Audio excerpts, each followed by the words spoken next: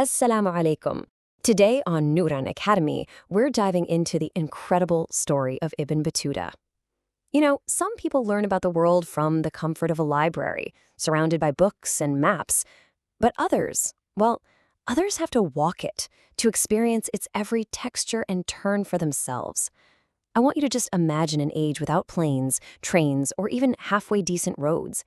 In that world, one Muslim man set out to see it all.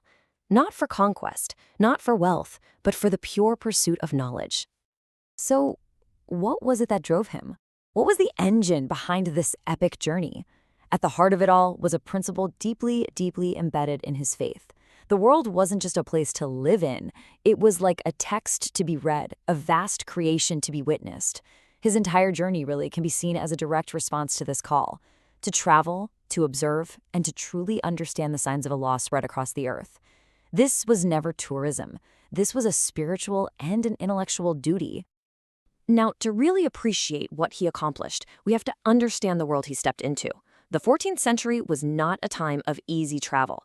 Let's be clear about that. There were no guidebooks, no GPS, absolutely no guarantees of safety. Every single step of his journey was a leap into the vast and often pretty dangerous unknown.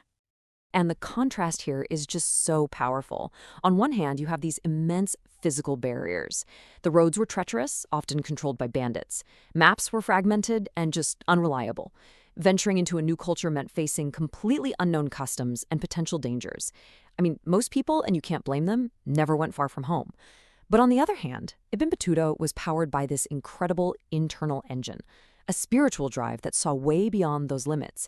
He had a divine command to observe, an unquenchable thirst for knowledge, and the unifying reality of the Muslim Ummah, which promised that even in the strangest of lands, he could find a brother in faith. What's so remarkable is that this epic, world-spanning adventure didn't even begin as one. It started with a single, clear intention. But that one intention, it would blossom into a journey beyond anyone's wildest imagination. He was just 21 years old when he left his home in Morocco, and his goal was simple and noble: to perform the Hajj, the sacred pilgrimage to Mecca. It was a journey many pilgrims made, one that was expected to take months, maybe a year or two at the most. But that initial journey sparked a fire. The pilgrimage became the starting point, not the destination. After completing his Hajj, he didn't turn back. He just kept going. First, for several years, he explored North Africa and the Middle East. Then, he spent a whole decade journeying through Central Asia and into the Sultanate of Delhi.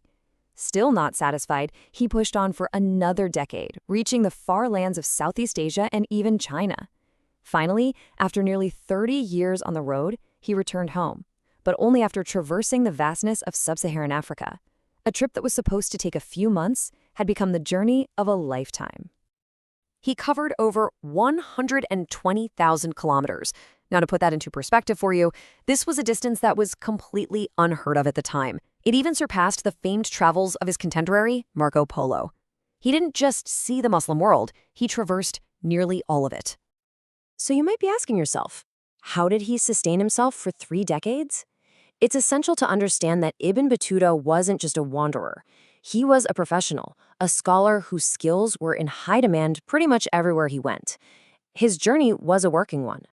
His primary profession was that of a qali, an Islamic judge. Now, this role required a deep knowledge of the Quran, the Sunnah, and Islamic law. And it was this expertise that made him so valuable. See, in an interconnected Muslim world that shared a common legal framework, a qualified judge from Morocco could serve a community in India. In a world of borders and barriers, his education was his passport. This gave his travels a really clear methodology. First, he would observe, meticulously noting everything from local customs to legal systems. Second, he would engage, always seeking out the leading scholars and rulers of every region to learn from them. And third, he would serve. He didn't just take knowledge, he gave back, applying his expertise as a judge, an advisor, or a teacher. He was a traveler who built connections, all within the shared framework of Islam. So, after 3 decades on the road, the traveler finally returned home. But his journey wasn't over yet. At the request of the Sultan of Morocco, he began a new phase, documenting everything he had seen. And this process would result in one of the most important travelogues in human history. And this right here is the key to his legacy. His book, The Rehla, which means the journey, was not a collection of fables or tall tales.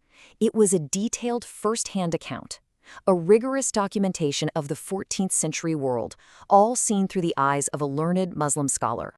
The Rihla's impact is just immense. I mean, it provides a living record of global Muslim life, capturing the day-to-day realities of people across 3 continents. It's a detailed account of how diverse and interconnected these cultures truly were, all linked by trade and by faith. More than anything, it stands as this powerful testament to Islam's unifying power. And because of its incredible detail, it remains an absolutely indispensable primary source for modern historians and a crucial guide for geographers still tracing his remarkable routes today. So, what allowed one man to endure so much for so long? I mean, think about it. He faced violent storms at sea, attacked by bandits on land, and debilitating illnesses in foreign courts.